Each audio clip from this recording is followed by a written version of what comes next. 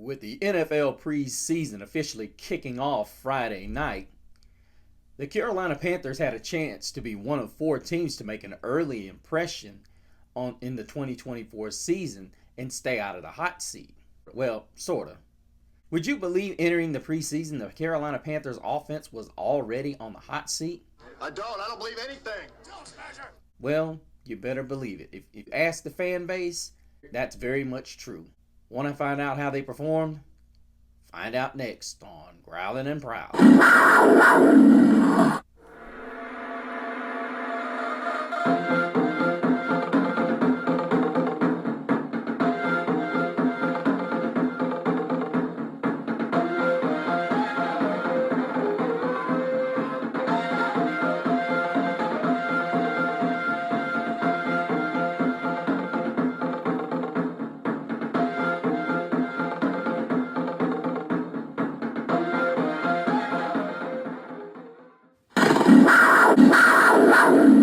Welcome back, you guys.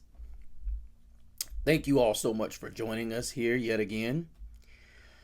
Of course, you guys know I am Mr. CeeLo here once again, joining you as we go through the first preseason game of the year. And it's really hard to go through it, guys. It really is. Is that your best? But we went to Foxborough, and unfortunately, I was unable to get any kind of Panther feed. I had to listen to the game via Patriots. That was pathetic. An analyst and Panther fan, and I wanted to know about our guys, which I eventually ended up being able to. But the color commentary was, God damn! to look at this game and say it was just absolutely dreadful is an understatement. I've heard a lot of comments from, well, before, where are my manners? First, I hope you guys are doing great. It is football season. Thank you guys so much for joining the show. And we're at 94 subscribers. I want you guys to keep coming in. They're not showing me you guys when you subscribe, so please let me know. I want to do some great things for you guys. I am currently working on a shirt that I want to give you guys so you can rep out. Let everybody know that you are a growler and you're a prowler. But also, if you will, go to the Facebook page and let me know. Go to the Facebook page of Growlin' and Prowlin' of the same name and let me know that you're a fan. And you can go to my Instagram as well and let me know. But while we taking care of a little bit of housekeeping, I want to give a big growl out to CJ Hilly. He will be the Growlin' and Prowlin' fan of this show, because he says, great content, brother. And we give you a growl out. We appreciate it over here at Growlin' and Prowlin'. Thank you so much for all of you guys watching the content. And keep those comments coming. I'm going to start doing this great promotion where you guys are going to get, you see it. You see where CJ Hilly is? It's where you guys are going to go for the duration of the show. We'll call you the honorary growler of the day. Back to business, you guys. Outside of Cade Mays, there were only a handful of guys on that offensive line that played. Bruh, stop the cap. I don't want to say good. That's kind of a loose term. But I will say this. New England's defense does look impressive. And outside of that, I wasn't overly impressed offensively. I think the rain hurt us in a lot of ways.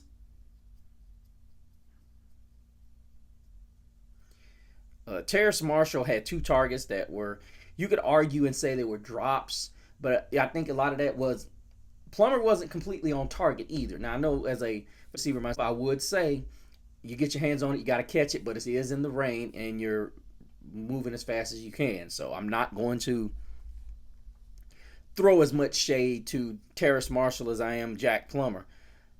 As well as Mingo had one that was arguably out of reach and he couldn't make the grab on. But I got to give some flack to this Jack Plummer. Now, I get it. You haven't been on the team long, and honestly, this is... Is that your best? That was pathetic. He's just kind of throwing it out there. And I heard someone on one of my Facebook groups say, oh, half of these guys won't be on the field week 1. Huh? What are you talking about? That's the first problem I got with what you said. You got about half this offensive line is going to be coming back, if not all. And they look like... Exactly. And the reality of it is, guys, we have to come out with a fast start. And I don't want to skip ahead to a lot of the things I want to talk about, but I have to throw this in there. You saw Houston play C.J. Stroud. You saw Chicago play Caleb Williams. You even saw Drake May in this game, which I don't understand why he played anyway. He's playing behind a second unit offensive line. But that's neither here nor there. Or even Cincinnati. Cincinnati played Burrow and Higgins.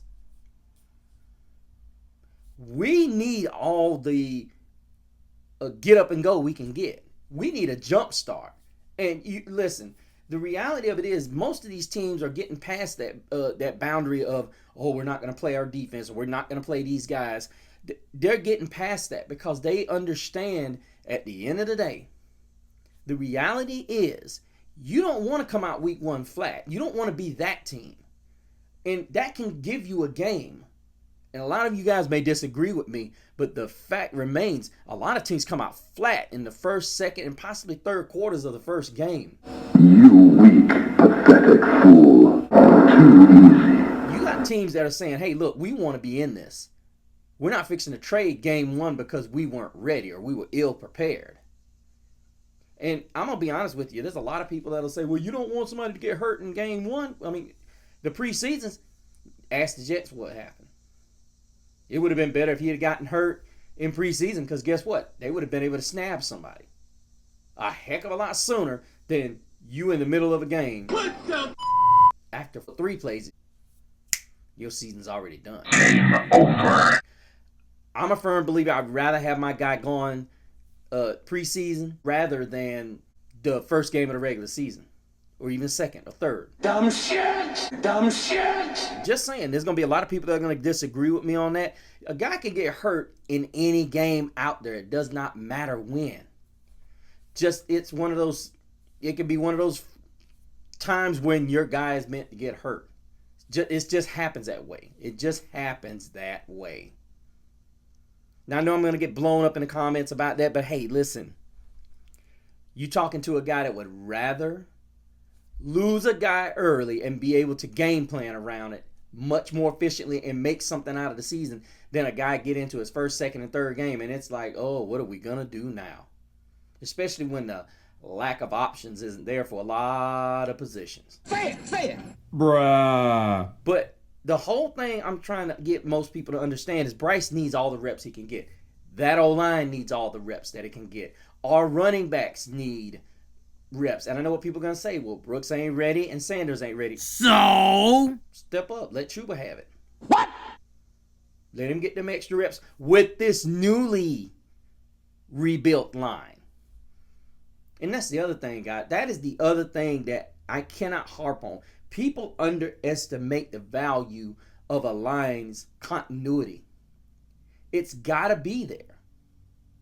And judging by what we saw with the second team, we need continuity, you guys. And as far, I'm not going to go harp on Jack Plummer because a lot of people are going to. Now that's one of the positions I'm not worried about at this junction. But I do really think Bryce needs to get all the reps he can get. There's no ifs, ands, and buts about it. And I will say this. I get it. Andy Dalton is not the future of the Carolina Panthers, but we look at that Seattle game, and he looked pretty darn impressive in that game. The ball going all over the field, scattered out to all receivers and tight ends. And honestly, it's not a fun situation when you're wondering where your play caller is going to come from. And I'm not real keen on that. And I do have some news. I did hear that the Panthers did do away with not do away, but they did part ways with one of my favorites in Steven Sullivan. As much and this is going to be something that is going to be talked about. Jordan Matthews had a pretty good game Friday night, but I had a special place in my heart for Stephen Sullivan. I like the kid. I really did. I love his size, love his athleticism, and they were talking about maybe being able to scoop him up in free agency and hang on to him on the practice squad and so on and so forth. But this one was one that really hit me hard. And I know what people are going to say. Well, you can't have 5 tight ends on the... Goes back to what I said in one of the shows, guys. I was not huge on having Jatavian Sanders. He could turn out to be one of the best ever. But the reality of it is,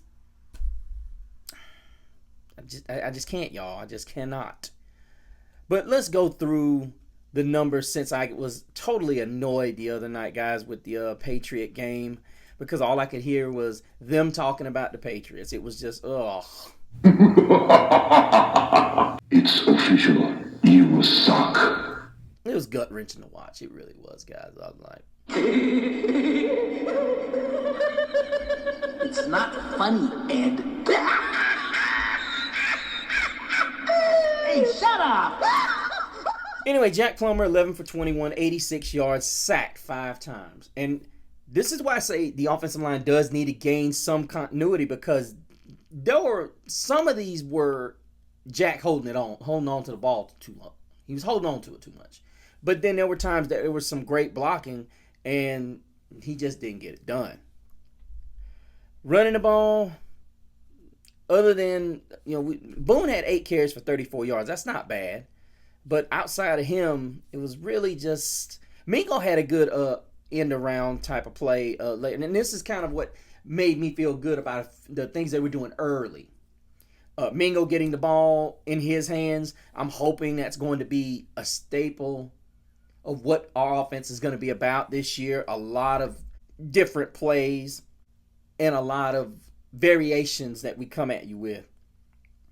And truth of the matter is, our offensive line definitely has to get some continuity within itself so that they can understand what they're dealing with when it comes to Bryce Young, and Bryce can understand what he's got going. But as I said, Matthews had 3 grabs for 48 yards. He was really efficient last night. Amir Smith-Marset had 6 targets, 4 grabs for 24 yards. And then you had Hollister, who had 2 catches for 13 yards. And outside of that, it was pretty blonde. And guys, I'm just going to be honest with you. It's not looking very promising. It really isn't. And I don't know. It's really not. Most of this line has been starters either last year at some point in their careers, and they weren't great. Cade Mays had a decent game. And I got to say, on defense, I was impressed with Eku Leota. This is probably going to be a guy that is going to seal himself as one of those edge rushers on the end. At the end of the depth chart, I'm hating to say this. DJ Johnson didn't play bad, but I'm hating this with Amari Barno's injury. He could be one of the guys that's shown the door, and I'm not happy about that, because he's got gifted ability if he gets with the right coaching staff that understands how to deploy and utilize him. But Alex Cook had 6 tackles on the night. He was our safety for the evening and had a pretty productive night. And then you had Clayton Isbell. He had 6 tackles as well. He was also a safety out of Coastal Carolina. The Rook played exceptionally well tackling the ball, but at the same time, when you got safeties making tackles out there, that is not what you want to see. And then you had Deshaun Jameson, who played pretty well. He had 4 tackles out of backfield, but the secondary wasn't great, but it wasn't bad. Dane Jackson had a decent night. Trevin Wallace had 2 tackles on the night, and Shaw Smith-Wade had 2 tackles on the night, and we really got very little, if any, type of pressure. Now, Derek McClendon and TJ Smith both had sacks. That's a good thing for the depth if he ends up in the rotation. But you're talking about, arguably you could have thrown Clavon Chasen in there for a sack, because he was held pretty badly on one of those plays, and it allowed Drake May to get a pass off. So I will say Clavon Chasen, if he can get more reps and he could possibly be that guy when he's coming off the edge as a backup. Because, we haven't seen Wanham and Clowney yet. So, this would be a great sign if this guy can come out there fresh against some ones that have been worn down a little bit by guys like Clowney and Wanham. But overall, I know a lot of people are going to say, "Ooh, well, this is just the first preseason game." This is why I say that this could put us on the hot seat early as far as our season being a wrap. We're already being touted as the team that's going to be at the bottom 5 yet again. Regardless of what Dave Canellis wants to do, we're going to have to get these offensive linemen on the field and have them in the same type of environment. Now, it's not complete environment, but it's preseason. But at the same time, when you get a chance to put ones to ones, I get it. Everybody's going to say, well, they've got joint practices this week. I really don't care about that. What I care about is getting these reps and looking good with the lights on. Now, I know a lot of people are going to say, well, it doesn't do you a bit of good if you win. You go 4-0 in preseason, or you go 3-0 in preseason, and you the rest of the year. Well, here's the reality. If you don't get any kind of reps, how you going to know what you got? And the first game is generally, the way the NFL is set up, is one of the easiest games to steal if you prep correctly. We saw the Cincinnati Bengals turn the ball over 4 times in that opener, and the Steelers had to squeak by to win. You guys know if you turn the ball over that many times, you're supposed to lose big. That just shows you the distance between Pittsburgh and Cincinnati. Sorry, Steelers fans. But the reality of it is, that's not where you want to be. You're seeing the teams, as I said earlier. Chicago has expectations to be good. Cincinnati has expectations to be good. The Houston Texans, they're putting their guys out there. They're not trying to wait till the regular season. They're like, hey, look, just because you know what's coming, you got to stop it. That has always been my philosophy. You can know what's coming, but it's like Nick Nolte said in Blue Chips. I know. But it's like Nick Nolte said in Blue Chips. But great movie. Go back and watch it. It had Penny and Shaq in it. Big fan of Nick Nolte's. But it said, simply put, he says, well, I'll send a note over to Bobby Knight, and I'll tell him exactly what we're going to do. I'll give him our offense. I'll give him our defense. Because it's not what you do, and it's how you do it. He said he can walk right over there and give his plan to Coach Bobby Knight. God bless him. But it's all about when and where you deploy these tactics. That's what it's about. And even when you deploy them, they can know what you're doing. But it's how you do it and execute it. All I'm saying, Panther Nation, is we could very well, to me, we're on red alert.